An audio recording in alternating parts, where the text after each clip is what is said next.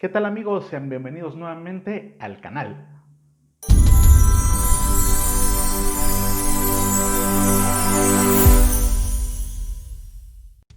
El día de hoy vamos a platicar sobre uno de los verbos más importantes, si no es que el más importante, de los existentes en el idioma inglés. Y me refiero al verbo to be.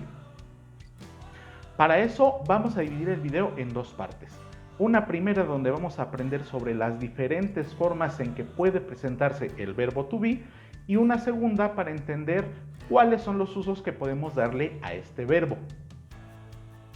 Primeramente vamos a conocer las formas del verbo to be cuando se encuentra conjugado en tiempo presente.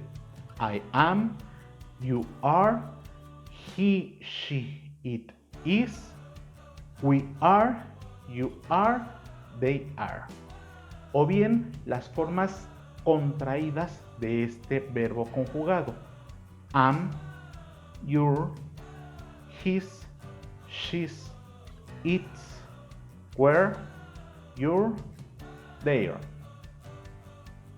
Recordemos que el equivalente más cercano del verbo to be en español es ser o estar.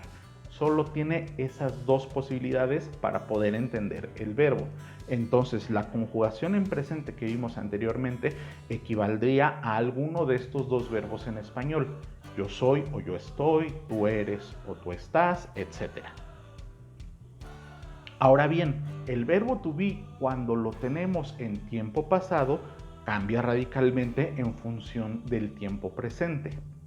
I was, you were, he, she, it was, we were, you were, they were.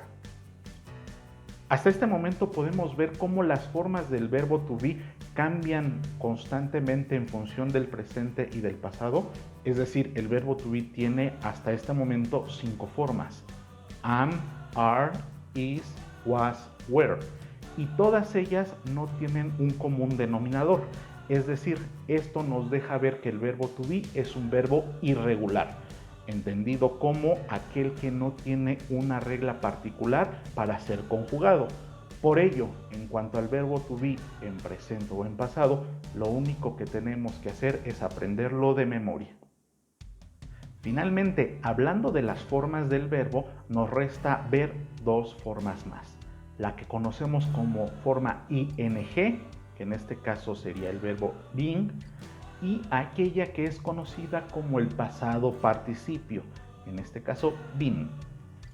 Ahora que ya conocemos las formas en las que puede estar presente el verbo to be dentro de alguna oración, vamos a descubrir en qué momentos podemos utilizarlo. Y para ello es importante entender que el verbo to be puede trabajar en dos formas distintas, como un verbo principal o como un verbo auxiliar. Ya en otro momento platicamos sobre los tipos de verbos. En la descripción del video les voy a dejar el link correspondiente por si quieren profundizar en este tema. Ahora bien, el verbo to be como verbo principal tiene muchas funciones. Por ejemplo, una de ellas es para referir sobre cualidades. Vamos a ver un ejemplo. The food is good in Mexico. La comida es buena en México.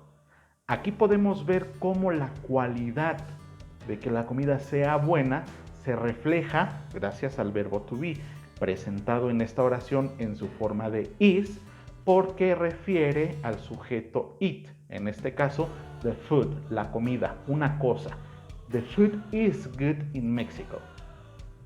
Bueno, ya vimos que el verbo to be se puede usar para cualidades, qualities, pero también podemos utilizarlo para hablar sobre la edad, ages. Por ejemplo, how old are you? ¿Cuántos años tienes? I am 35 years old. Tengo 35 años. Aquí pueden notar cómo, a diferencia del español, en inglés se es los años, en español se tienen años, en inglés se es los años. Entonces aquí, mucho ojo, verbo to be nos ayuda para expresar edades. Otro momento en el que podemos ocupar el verbo to be es para referirnos de relaciones personales o parentescos, relationships. Por ejemplo, he is my cousin o he is my best friend. En el primer caso podemos ver cómo nos referimos al parentesco. Él es mi primo. En el segundo vemos la relación personal. Él es mi mejor amigo. El verbo to be también nos va a ayudar a expresar ideas relacionadas con lugares. Por ejemplo, the shops are at the end of the street. Las tiendas están al final de la calle. Continuando con la lista de usos que tiene el verbo to be como verbo principal, tenemos que agregar la relacionada con el tiempo. Time. What time is it? ¿Qué hora es? It is 8 o'clock. Son las 8 en punto. Aquí podemos ver cómo el verbo to be se hace presente en su modalidad de is, en ambos casos. O por ejemplo, we are always late. Siempre estamos tarde. Una idea referida a la temporalidad y que es expresada por el verbo to be, en este caso en su forma are. El verbo to be también nos va a ayudar como verbo principal a expresar ideas del comportamiento o de la personalidad. Behavior and personality. Por ejemplo, she's shy. Ella es tímida. Aquí podemos ver cómo la personalidad es timidez y se refiere a ella. Ella es tímida. Y lo entendemos gracias al verbo to be, presente en su forma de is. Pero si queremos hablar no de la personalidad, sino del comportamiento, tenemos que usar el verbo to be en su forma ing. Es decir, ocupar algo que en inglés se llama formas continuas del verbo. She is being shy. Ella está siendo tímida. Es decir, puede que su personalidad comúnmente no sea tímida, pero en ese momento tiene ese comportamiento. Finalmente, como verbo principal, el verbo to be nos va a ayudar a expresar ideas sobre sentimientos o situaciones concretas. Por ejemplo, I'm very happy. Soy muy feliz, estoy muy contento. O bien, I am hungry. Tengo hambre, una situación específica. Todas las anteriores son las funciones del verbo to be como verbo principal, pero habíamos dicho que también puede trabajar como un verbo auxiliar. Y en estos casos el verbo to be nos va a ayudar en dos momentos. Para construir las formas continuas del verbo, ya explicaremos qué es eso, y también para construir las voces pasivas. Sobre la forma continua de los verbos, tenemos que comprender que el verbo to be nos va a auxiliar a construir este tipo de ideas. Por ejemplo, I'm reading a book. Estoy leyendo un libro. Aquí la connotación es que la acción de leer, que está presente en nuestra oración en un verbo con forma ing, que por cierto sobre este tema, los verbos en forma ing, ya tengo un video realizado y se los voy a dejar en la descripción de el vínculo que corresponde por si les interesa, pero bueno, aquí el verbo en ing, que es reading, I'm reading a book, estoy leyendo un libro, es la acción principal, pero esa acción principal está acentuada de alguna manera por el verbo to be para que podamos entender que es una actividad constante. Puede ser que ese libro lo lea en el transcurso de un mes, pero significa que en este periodo de tiempo de un mes voy a estar leyendo este libro. O bien que al momento de expresar la idea I'm reading a book, estoy realizando esa actividad paralelamente, continuamente, I'm reading a book. Por ejemplo, en tiempo pasado también podemos expresar la idea continua de los verbos. I was reading a book. Estaba leyendo un libro. Por ejemplo, en tiempo pasado. El mes pasado leí este libro.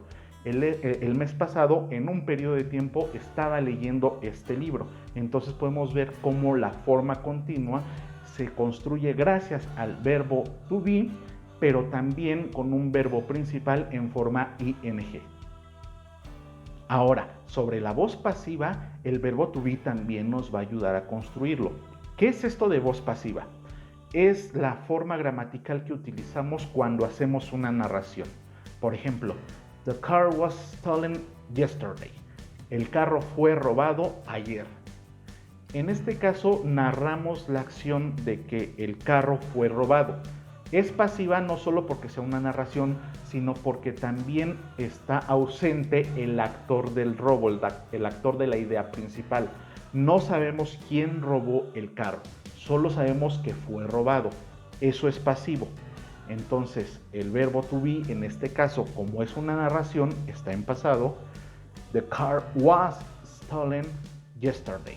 Y va a estar seguido de un verbo principal, en este caso stolen, que es robar, y que va a estar en un modo particular que denominamos pasado participio. Y bueno, para resumir, vamos a entender que el verbo to be, desde mi punto de vista, es el verbo más importante del idioma inglés y que puede estar presente para dos tipos de situaciones. Como verbo principal, donde nos va a ayudar a expresar todas las ideas que ya comentamos del video, y como verbo auxiliar, que como vimos anteriormente nos ayuda para construir las formas continuas del verbo y para expresar la voz pasiva. Y bueno amigos, como siempre, no me resta más que agradecerles el tiempo que se tomaron para ver el video e invitarlos a que si tienen ideas sobre temas que quisieran ver desarrollados en el canal, puedan dejar sus comentarios en la parte de abajo del video. Por supuesto, si les gustó, denle like.